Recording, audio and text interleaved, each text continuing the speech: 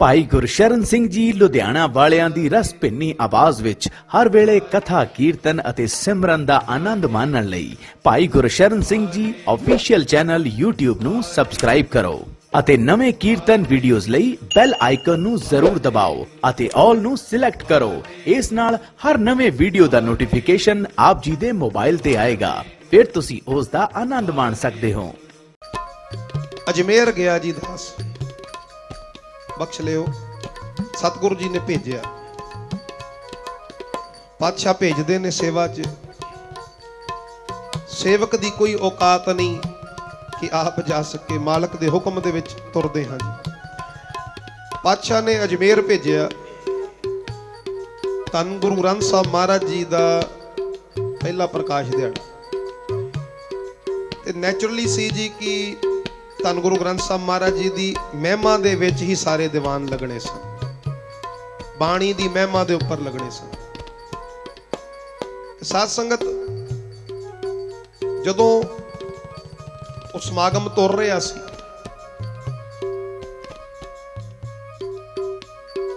समागम दे दौरान कोई शरीर दास दे कोल आए ते कहन लगे, कहंदे जी शाम दी चाह तुसीं साडे नाल पीओ, साडे घर आओ शाम नूं, फ्री सी शाम, असीं 7 बचन कहता। हुण जदों गए ना साध संगत, उन्हें चलो अपने हिसाब दे नाल बड़ा इंतजाम कीता। जदों चाह पानी छक लई, उन्हां कोल आके मेरे बह गया ते मैनूं कहण लगे, कहंदे भाई साहब जी एक गल करनी तुहाडे नाल। मैं कहा दसो की गल करनी। कहंदे जी कि इस्लाम धर्म माड़ा है। मैं बड़ा हैरान होया, बई आ की सवाल होया। मैं कहा की सवाल है? कहते जी तुस दसो इस्लाम धर्म माड़ा। मैं कहना बिल्कुल माड़ा, बड़ा प्यारा धर्म है। कहते फिर एक गल दसो, अजमेर दे विच इबादत गाह है, अजमेर शरीफ दी इबादत गाह जिहड़ी साध संगत, कहंदे मक्का शरीफ तो बाद इस्लाम धर्म दे विच मतलब सैकंड स्थान आंदा जे अजमेर शरीफ दा। आखो सतनाम। उत्थे जिहड़ी दरगाह है ना चिश्ती साहब दी, ते कहंदे मक्का शरीफ तो बाद अजमेर शरीफ दा नंबर आंदा। मैं कहा यार आंदा, कोई शक नहीं। कहना की चाहना? कहंदे तुहानूं पता है अजमेर शरीफ तो सैकड़े झोलियां रोज भरदियां ने, रोज। तुहानूं पता? मैं कहा यार क्यों नहीं भरदियां होणगियां? महापुरखां दा स्थान है, बंदगी वाले दा स्थान है, क्यों नहीं भरदियां होणगियां? यार कहना की चाहना है तूं आ दस। कहंदे जी कई प्रचारक इत्थे आंदे ने, ठीक है अपने धर्म नूं वड्डा कहो, माड़ी गल नहीं, पर कहंदे बई उधर माड़ा क्यों गिणदे ने, उधर माड़ा क्यों कहिंदे ने? मैं कहा जेड़ा प्रचारक माड़ा कहिंदा भी गलत है, गलत। अपने नूं वड्डा कह के कहना कोई माड़ा नहीं, पर किसी नूं नीवां दिखाना, किसी दे माड़े बोल बोलने, वो माड़ी गल है, माड़ी गल। एक गल कहां, किसी दी लकीर है ना जी, हुण किसी दी लकीर नूं छोटा करना है, दो जरिए ने, दो जरिए छोटा करना है ना। पहला जरिया है उन्हों मिटा दिता जावे, मिटाया लकीर छोटी होगी, आ काम आपां नहीं करना। दूजा जरिया उन्हों छोटा करने का की, ओदे नीचे अपनी लकीर वड्डी कर दिओ। आखो सतनाम। अपनी लकीर इन्नी वड्डी कर दिओ, आपे छोटी हो जाऊगी, आपे छोटी हो।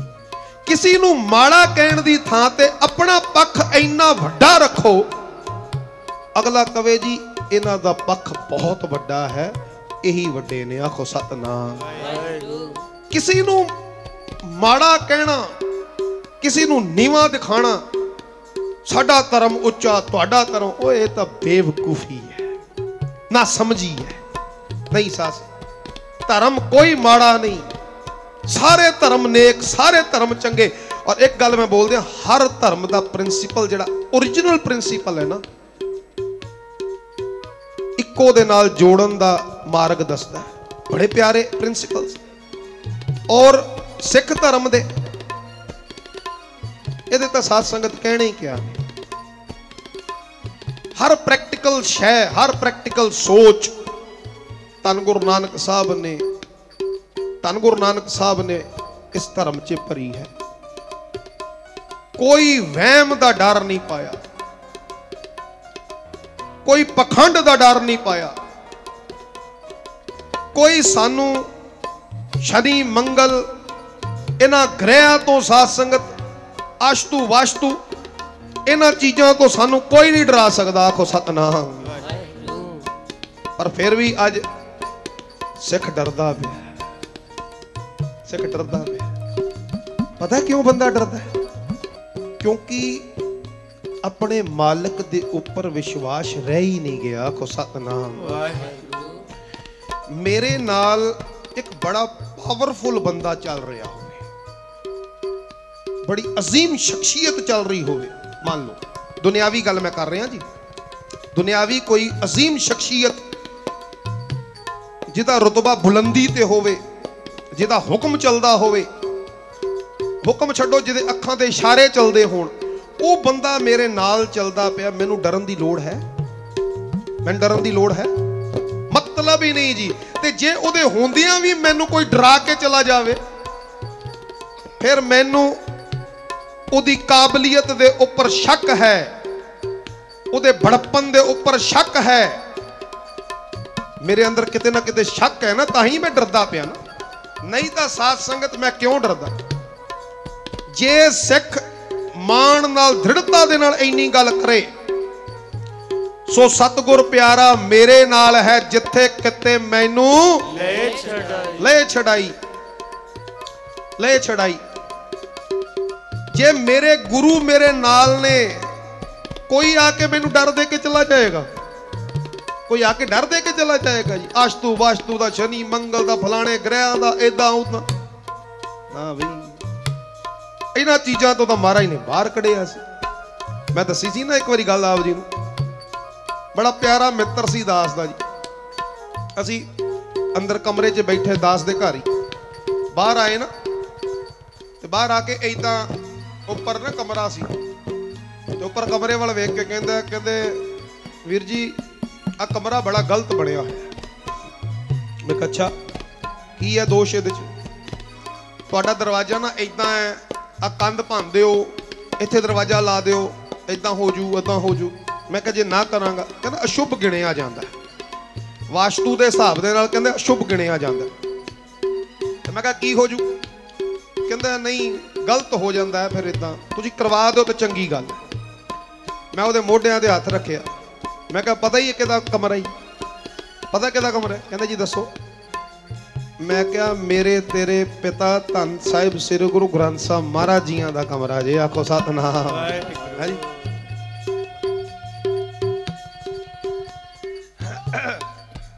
सत श्री अकाल। पहले धन गुरु ग्रंथ साहब महाराज जियां दा कमरा साडे घर उपर सी, महाराज जी उपर विराजमान होंदे सन। हुण महाराज जी नीचे, कमरा खुला डुला बड़ा। ते मैं कहा भोलिया, कायनात दे मालक, हर शक्ति रखण वाले धन गुरु ग्रंथ साहब महाराज, ये उन्हां दा कमरा है, ते तू वास्तु नूं लैके बैठा होया। वो एकदम उहदी टोन चेंज हो गई जी, एकदम ही टोन। नहीं नहीं मैं उदां नहीं कह रहा सी, मैं इदां नहीं। मैं कहा छड्ड ओए छड्ड। मैं कहा तू कमरे दी गल करदा है, तेरे वास्तु दे हिसाब दे नाल पूरी कोठी च भी दोष होवे ना, जेड़ा दोष इत्थे आ भी रहा होएगा, मेरे गुरु नानक मेरे धन गुरु ग्रंथ साहब महाराज दी रहमत नेड़े नहीं ढुक सकदा। आखो सतनाम। नेड़े नहीं ढुक सकदा। सत श्री अकाल। मैं कहा डरावे उन्हां नूं देना जेड़े डरावे दे विच आ जांदे ने, ये डर उन्हां नूं दिओ। ये दास तां बोलदा पिया ओ मान करो, गुरु नानक ने इन्हां चीज़ां तो सानू बाहर कढिया। बड़ा प्यारा धर्म साध, बड़ी प्यारी सोच, ਵਾਸਟ ਸੋਚ ਗੁਰੂ ਨਾਨਕ ਸਾਹਿਬ ਮਹਾਰਾਜ ਸੱਚੇ ਪਾਤਸ਼ਾਹ ਜੀ ਦੀ। ਉਹ ਮੈਨੂੰ ਕਹਿਣ ਲੱਗਾ, ਕਹਿੰਦੇ ਜੀ ਜਿਹੜਾ ਇੱਥੇ ਆਂਦਾ ਵੀ ਸਿੱਖੋ ਇਦਾਂ ਨਹੀਂ ਕਰਨਾ, ਇਦਾਂ ਨਹੀਂ ਕਰਨਾ, ਕਹਿੰਦੇ ਤੁਸੀਂ ਉਸ ਦਰਗਾਹ ਤੋਂ ਰੋਕ ਸਕਦੇ ਪਰ ਦਰਗਾਹ ਬਾਰੇ ਮਾੜਾ ਥੋੜੀ ਨਾ ਬੋਲ ਸਕਦੇ। ਮੈਂ ਕਿਹਾ ਜੇ ਮਾੜਾ ਕਹਿੰਦੇ ਫਿਰ ਤਾਂ ਮਾੜੀ ਗੱਲ। ਜਦੋਂ ਮੈਂ ਇੰਨੀ ਗੱਲ ਕਹੀ ਨਾ ਉਹਦੇ ਫੇਵਰ ਦੀ, ਜਦੋਂ ਮੈਂ ਗੱਲ ਕੀਤੀ, ਤੇ ਜਦੋਂ ਬੰਦਾ ਕਿਸੇ ਦੀ ਫੇਵਰ ਦੀ ਗੱਲ ਕਰਦਾ ਤਾਂ ਥੋੜਾ ਜਿਹਾ ਹੋਰ ਬੰਦਾ ਮਤਲਬ ਉਤਸ਼ਾਹ ਜਿਹਾ ਆ ਜਾਂਦਾ। ਉਹ ਭਾਈ ਸਾਹਿਬ ਐਡੇ ਉਤਸ਼ਾਹ ਜਿਹੇ ਆ ਗਏ, ਉਹਨੇ 5-7 ਵਾਰੀ ਆ ਚੀਜ਼ ਦੁਹਰਾਤੀ ਕਿ ਤੁਹਾਨੂੰ ਪਤਾ ਨਹੀਂ ਸੈਂਕੜੇ ਝੋਲੀਆਂ ਇੱਥੋਂ ਭਰੀਆਂ ਜਾਂਦੀਆਂ, ਹਿੰਦੁਸਤਾਨ ਤੋਂ ਨਹੀਂ, ਹਿੰਦੁਸਤਾਨ ਤੋਂ ਬਾਹਰੋਂ ਇਸਲਾਮ ਧਰਮ ਦੇ ਬੰਦੇ ਇੱਥੇ ਸਿਜਦਾ ਕਰਨ ਲਈ ਆਉਂਦੇ, ਇੰਨੀਆਂ ਝੋਲੀਆਂ ਭਰੀਆਂ। ਮੈਂ ਸੋਚਾਂ, ਮੈਂ ਕਿ ਯਾਰ ਇਹ ਬਾਰ-ਬਾਰ ਕਹਿਣਾ ਕੀ ਚਾਹੁੰਦਾ, ਬਾਰ-ਬਾਰ ਕਹਿਣਾ ਕੀ ਚਾਹੁੰਦਾ। ਫਿਰ ਮੈਂ ਸੋਚਿਆ, ਮੈਂ ਕਿਹਾ ਓਹੋ ਇਹ ਸਰਦਾਰ ਆਪ ਹੀ ਲਿਆ ਹੋਇਆ, ਆਪੋ ਸਤਨਾਮ, ਤੇ ਮੇਰੇ ਮੂੰਹੋਂ ਕੁਝ ਹੋਰ ਕਢਾਉਣਾ ਚਾਹੁੰਦਾ। ਫਿਰ ਜੋ ਸਤਿਗੁਰਾਂ ਨੇ ਸੋਝੀ ਪਾਈ, ਮੈਂ ਕਿਹਾ ਸਿੰਘ ਸਾਹਿਬ ਦਿੱਲੀ ਗਏ ਹੋ? ਦਿੱਲੀ?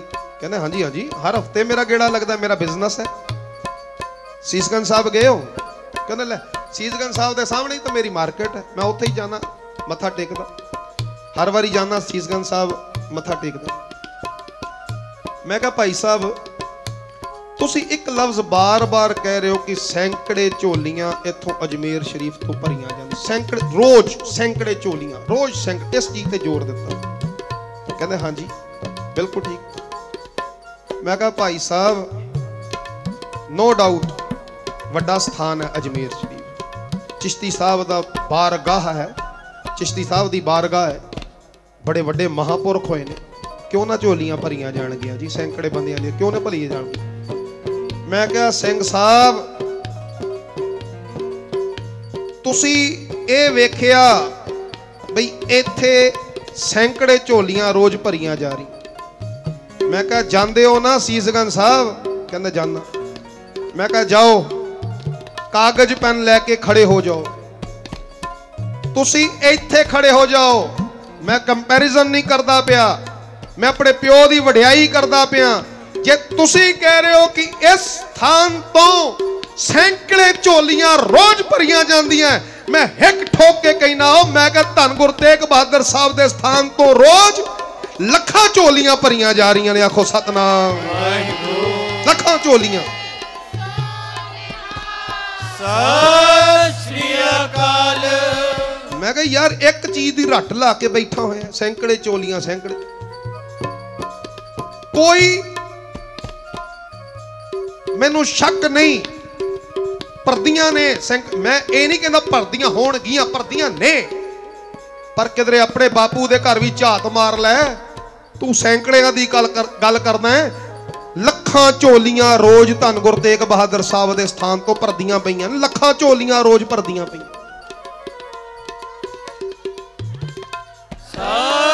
ਜਦੋਂ ਦਾਸ ਨੇ ਥੋੜਾ ਜਿਹਾ ਜੋਸ਼ ਚ, ਵੀਰ ਰਸ ਚ ਇੰਨੀ ਗੱਲ ਕਹੀ ਨਾ, ਉਦੋਂ ਹੀ ਸਾਧ ਸੰਗਤ ਥੱਲੇ ਆ ਗਏ। ਕਹਿੰਦੇ ਹਾਂਜੀ ਹਾਂਜੀ ਉਹ ਤਾਂ ਮੈਨੂੰ ਪਤਾ ਹੈ, ਉਹ ਤਾਂ ਮੈਨੂੰ ਪਤਾ। ਮੈਂ ਕਿਹਾ 25 ਵਾਰੀ 20-25 ਵਾਰੀ ਤੂੰ ਇੱਧਰ ਦੀ ਗੱਲ ਕਰਦੀ, ਇੱਕ ਵਾਰੀ ਵੀ ਤੂੰ ਧੰਨ ਗੁਰੂ ਤੇਗ ਬਹਾਦਰ ਸਾਹਿਬ ਦੀ ਗੱਲ ਨਹੀਂ ਕੀਤੀ। ਇੱਧਰ ਦੀ ਵੀ ਕਰ ਮੁਬਾਰਕ, ਉਹ ਪਰ ਪਿਓ ਨੂੰ ਤਾਂ ਅੱਗੇ ਰੱਖ, ਪਿਓ ਦੀ ਤਾਂ ਗੱਲ ਕਰ। ਤੂੰ ਤਾਂ ਪਿਓ ਨੂੰ ਪਿੱਛੇ ਕਰਦਾ, ਚਾਚੇ ਨੂੰ ਅੱਗੇ ਲਿਆ ਕੇ ਖੜਾ ਕਰਦਾ। ਫਿਰ ਕਹਿਣ ਨਹੀਂ ਨਹੀਂ ਨਹੀਂ ਨਹੀਂ, ਮੇਰਾ ਉਹ ਮਤਲਬ ਨਹੀਂ ਸੀ, ਮੇਰਾ ਇਦਾਂ ਨਹੀਂ। ਕਹਿੰਦੇ ਬਲਕਿ ਮੈਂ ਇੱਕ ਵਾਰੀ ਗਿਆ ਤੇ ਤੁਹਾਨੂੰ ਕੀ ਪਤਾ ਮੇਰੇ ਨਾਲ ਇੱਕ ਐਨ ਹਾਦਸਾ ਲੰਘਿਆ, ਹੱਡ ਬੀਤੀ। ਫਿਰ ਉਹਨੇ ਸੁਣਾਈ, ਸੁਣਿਓ ਧੰਨ ਗੁਰੂ ਤੇਗ ਬਹਾਦਰ ਸਾਹਿਬ ਮਹਾਰਾਜ ਦੇ ਘਰ ਦੀ ਅਜ਼ਮਤ। ਉਹਨੇ ਦੱਸਿਆ ਸਾਧ ਸੰਗਤ, ਕਹਿੰਦੇ ਮੈਂ ਇਹ ਹੁਣ ਗੁਰਮੁਖ ਪਿਆਰਾ ਉਹ ਮੈਨੂੰ ਦੱਸ ਰਿਹਾ, ਹੁਣ ਬਾਪੂ ਦੀ ਗੱਲ ਕਰਦਾ ਪਿਆ। ਆਖੋ ਸਤਨਾਮ। ਜਦੋਂ ਬਾਪੂ ਦੀ ਯਾਦ ਕਰਵਾਈ ਉਹਨੂੰ, ਜਦੋਂ ਬਾਪੂ ਦਾ ਚੇਤਾ ਕਰਾਇਆ ਨਾ ਕਿ ਤੇਰਾ ਪਿਓ ਕੋਈ ਘੱਟ ਨਹੀਂ, ਪਿਤਾ ਮੇਰੋ ਵੱਡੋ ਤਨੀ ਅਗਮਾ, ਵੱਡੋ ਤਨੀ ਅਗਮਾ। ਉਹ ਮੇਰਾ ਪਿਓ ਵੱਡਾ ਹੀ ਨਹੀਂ, ਵੱਡੇ ਤੋਂ ਵੱਡਾ। ਆਖੋ ਸਤਨਾਮ ਵਾਹਿਗੁਰੂ। ਫਿਰ ਉਹਨੇ ਇੱਕ ਗੱਲ ਦੱਸੀ, ਕਹਿੰਦੇ ਜੀ ਮੈਂ ਜਾ ਰਿਹਾ ਸੀ ਤੇ ਸੀਸਗੰਜ ਸਾਹਿਬ ਜਦੋਂ ਪੌੜੀਆਂ ਆਪਾਂ ਚੜ੍ਹਦੇ ਆ, ਚਰਨ ਕੁੰਡ ਹੈ ਜਿੱਥੇ ਸੰਗਤ ਚਰਨ ਧੋ ਕੇ ਜਾਂਦੀ, कहते एक हिंदू जेंटलमैन, हिंदू वीर, वो छोटा जिहा बच्चा सी जी ਉਹਦੇ ਹੱਥ 'ਚ ਤੇ ਕੁੱਛੜ 'ਚ ਐਦਾਂ ਬੱਚਾ ਫਸਾਇਆ ਉਹਨੇ ਤੇ ਚਰਨ ਗੰਗਾ ਤੋਂ ਨਾ ਜਿਹਦੇ ਚਰਨ ਧੋਂਦੇ ਉੱਥੋਂ ਜਲ ਲੈ ਕੇ ਨਾ ਐਦਾਂ ਉਹਦੇ ਛਾਟੇ ਮਾਰ ਰਹੇ ਅੱਖਾਂ ਤੇ ਛਾਟੇ ਮਾਰ ਰਹੇ ਜ਼ੋਰ ਜ਼ੋਰ। ਤੇ ਕਹਿੰਦੇ ਉਹ ਸਿੰਘ ਮੈਨੂੰ ਦੱਸ ਰਿਹਾ, ਕਹਿੰਦਾ ਮੈਂ ਵੇਖ ਕੇ ਹੈਰਾਨ ਹੋ ਗਿਆ, ਯਾਰ ਬਈ ਇਹ ਕੀ ਗੱਲ, ਐਡੇ ਛੋਟੇ ਜਿਹੇ ਬੱਚੇ ਤੇ ਐਡੇ ਛਾਟੇ ਮਾਰ ਰਹੇ ਆ। ਕਹਿੰਦੇ ਮੈਂ ਖੜ ਕੇ ਪੁੱਛ ਲਿਆ ਕਿ ਭਾਈ ਸਾਹਿਬ ਆ ਕੀ ਕਰ ਰਹੇ ਹੋ, ਵੀ ਬੱਚਾ ਐਡਾ ਛੋਟਾ ਤੇ ਤੁਸੀਂ ਅੱਖਾਂ 'ਚ ਛਾਟੇ ਮਾਰ ਰਹੇ ਹੋ, ਇਹ ਕੀ ਗੱਲ। ਕਹਿੰਦੇ ਵੀਰ ਜੀ ਜਦੋਂ ਉਸ ਸ਼ਰੀਰ ਨੇ ਗੱਲ ਦੱਸੀ ਮੇਰੇ ਪੈਰਾਂ ਥੱਲੋਂ ਜ਼ਮੀਨ ਖਿਸਕ ਗਈ। ਕਹਿੰਦੇ ਕਮਾਲ, ਮੈਂ ਕੀ ਦੱਸਿਆ ਉਹਨੇ। ਕਹਿੰਦੇ ਜੀ ਉਸ ਸ਼ਰੀਰ ਨੇ ਦੱਸਿਆ, ਉਹ ਹਿੰਦੂ ਵੀਰ ਨੇ, ਕਹਿੰਦੇ ਸਾਡੇ ਘਰ ਔਲਾਦ ਨਹੀਂ ਤੇ ਅਰਸੇ ਬਾਅਦ ਧੰਨ ਗੁਰੂ ਤੇਗ ਬਹਾਦਰ ਸਾਹਿਬ ਨੇ ਸਾਡੀਆਂ ਝੋਲੀਆਂ ਭਰੀਆਂ। ਕਹਿੰਦੇ ਸਾਡਾ ਸਾਰਾ ਟੱਬਰ ਧੰਨ ਗੁਰੂ ਤੇਗ ਬਹਾਦਰ ਸਾਹਿਬ ਨੂੰ ਮੰਨਦਾ ਹੈ। ਇੱਥੋਂ ਸਾਡੀ ਦਿਨ ਦੀ ਸ਼ੁਰੂਆਤ ਹੁੰਦੀ ਹੈ। ਦਿਨ ਦੀ ਸ਼ੁਰੂਆਤ ਜਿਹੜੀ ਹੈ ਅਸੀਂ ਸਾਰੇ ਇੱਥੇ ਮੱਥਾ ਟੇਕ ਕੇ ਅਸੀਸ ਲੈ ਕੇ ਜਾਂਦੇ ਆ, ਫਿਰ ਆਪਣੇ ਕਾਰੋਬਾਰ ਸ਼ੁਰੂ ਕਰਦੇ ਆ। ਰੋਜ਼ ਕਹਿੰਦੇ ਮੈਂ 1.5-2 ਘੰਟੇ ਇੱਥੇ ਬਹਿ ਕੇ ਧੰਨ ਗੁਰੂ ਤੇਗ ਬਹਾਦਰ ਸਾਹਿਬ ਜੀ ਦੀ ਗੋਦੀ ਦਾ ਨਿੱਘ ਮਾਣਦਿਆਂ ਮੈਂ ਬਾਣੀ ਦਾ ਜਾਪ ਕਰਦਾ ਰੋਜ਼। ਇਹ ਉਸ ਸ਼ਰੀਰ ਨੇ, ਹਿੰਦੂ ਵੀਰ ਨੇ ਦੱਸਿਆ। ਤੇ ਕਹਿੰਦੇ ਫਿਰ ਕਹਿੰਦੇ ਧੰਨ ਗੁਰੂ ਤੇਗ ਬਹਾਦਰ ਸਾਹਿਬ ਨੇ ਦਾਤ ਬਖਸ਼ਿਸ਼ ਕੀਤੀ ਜੀ। ਤੇ ਕਹਿੰਦੇ ਜਦੋਂ ਬੱਚਾ ਹੋਇਆ ਨਾ, ਇੱਕ ਬਿਮਾਰੀ ਉਹਨੂੰ ਜਨਮ ਤੋਂ ਹੀ ਲੱਗ ਗਈ ਜੀ, ਅੱਖਾਂ 'ਚ ਨਾ ਪੀਲੂ ਗਿੱਧ ਆਪਾਂ ਜਿਹੜਾ ਕਹਿੰਦੇ, ਜਦੋਂ ਕਈ ਵਾਰੀ ਬੰਦਾ ਉੱਠਦਾ ਨਾ ਇੱਥੇ ਗਿੱਧ ਜੀ ਕੋਨਿਆਂ 'ਚ ਹੁੰਦੀ ਅੱਖਾਂ ਦੇ, ਬੰਦਾ ਸਾਫ਼ ਕਰਦਾ ਤੇ ਠੀਕ ਹੈ, ਓਕੇ ਹੋ ਗਈ। ਕਹਿੰਦੇ ਇਹਨੂੰ ਪਤਾ ਨਹੀਂ ਕਿਹੜੀ ਬਿਮਾਰੀ ਸੀ, ਉਹ ਪਹਿਲੇ ਦਿਨ ਤੋਂ ਹੀ ਕਹਿੰਦੇ ਗਿੱਧ ਹਲਕੀ ਸਾਫ਼, ਪਹਿਲੇ ਇੱਕ ਦਿਨ ਦਾ ਬੱਚਾ ਕੀ ਬੜਾ ਕੋਮਲ ਬੱਚਾ ਹੁੰਦਾ, ਕਾਟਨ ਤੋਂ ਹਲਕੀ ਜੀ ਗਿੱਧ ਸਾਫ਼ ਕੀਤੀ, ਪੱਲਾਂ ਦੇ ਵਿੱਚ ਹੀ ਗਿੱਧ ਫਿਰ ਬਣ ਜਾਵੇ, ਫਿਰ ਸਾਫ਼ ਕਰੀਏ ਫਿਰ ਗਿੱਧ ਬਣ ਜਾਏ। ਕਹਿੰਦੇ ਅਸੀਂ ਸਾਰੇ ਹਿੱਲ ਗਏ। ਡਾਕਟਰ ਕਹਿੰਦਾ ਵੀ ਇਹ ਤਾਂ ਪਤਾ ਨਹੀਂ ਕਿਹੜਾ ਰੋਗ ਹੈ, ਇਹਨੂੰ ਬੜੇ ਚੈੱਕ ਡਾਇਗਨੋਸ ਹੋਏ, ਚੈੱਕ ਕੀਤਾ ਗਿਆ, ਹੋਰ ਸਾਰਾ ਦੇਖਿਆ ਗਿਆ, ਨਹੀਂ ਪਕੜ ਚ ਆਈ।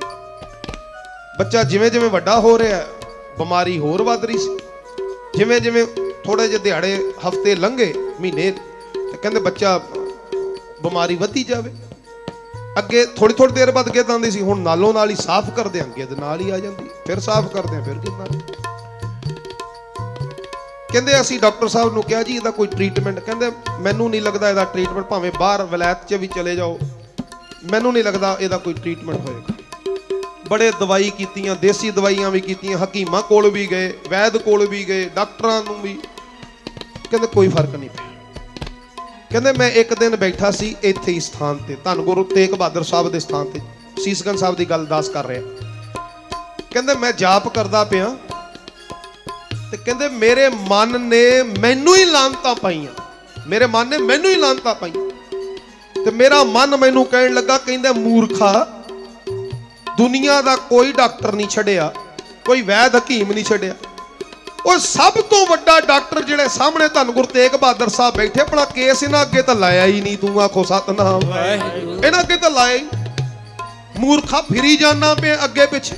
ਆ ਭਾਈ ਗੁਰਦਾਸ ਜੀ ਵੀ ਤਾਂ ਕਹਿੰਦੇ ਨੇ, ਕੀ ਕਹਿੰਦੇ, ਸਤਿਗੁਰ ਪੂਰਾ ਵੈਦ ਹੈ, ਸਤਿਗੁਰ ਪੂਰਾ ਵੈਦ ਹੈ, ਸਤਿਗੁਰ ਪੂਰਾ ਵੈਦ ਹੈ, ਸਤਿਗੁਰ ਪੂਰਾ ਵੈਦ ਹੈ ਜੀ, ਸਤਿਗੁਰ ਪੂਰਾ ਵੈਦ ਹੈ, ਸਤਿਗੁਰ ਪੂਰਾ ਵੈਦ ਹੈ, ਸਤਿਗੁਰ ਪੂਰਾ ਵੈਦ ਹੈ, ਸਤਿਗੁਰ ਪੂਰਾ ਵੈਦ ਹੈ।